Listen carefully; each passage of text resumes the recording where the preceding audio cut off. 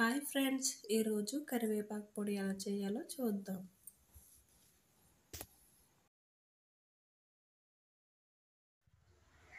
కరివేపాకును తీసుకుని శుభ్రంగా కడిగి ఒక కాటన్ క్లాత్పై ఆరబెట్టాలి. తర్వాత 2 టేబుల్ స్పూన్ పచ్చిశనగపప్పు, 2 టేబుల్ స్పూన్ మినపప్పు, 2 టేబుల్ స్పూన్ జీలకర్ర, 2 టేబుల్ స్పూన్ ధనియాలు, 10 ఎండుమిరపకాయలు తీసుకోవాలి.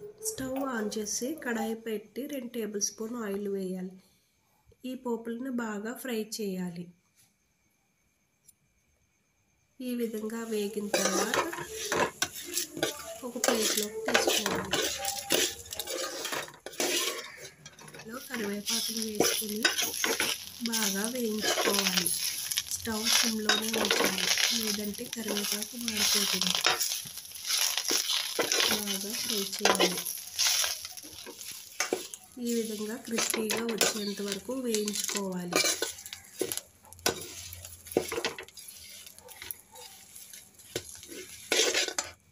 తర్వాత ఒక మిక్సీ జార్లోకి ముందుగా వేయించుకున్న పోపులను వేసుకుని మెత్తగా గ్రైండ్ చేసుకోవాలి.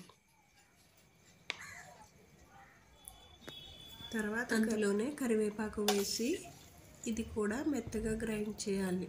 రెండు బాగా మిక్స్ అయ్యేలాగా.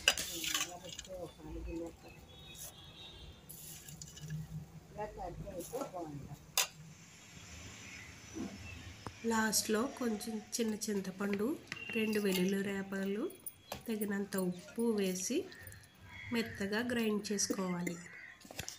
కరివేపాకు పొడి రెడీ. మీరు కూడా తప్పకుండా ట్రై చేయండి. వీడియో కనుక మీకు నచ్చినట్లయితే లైక్ చేయండి, షేర్ చేయండి, సబ్స్క్రైబ్ చేయండి.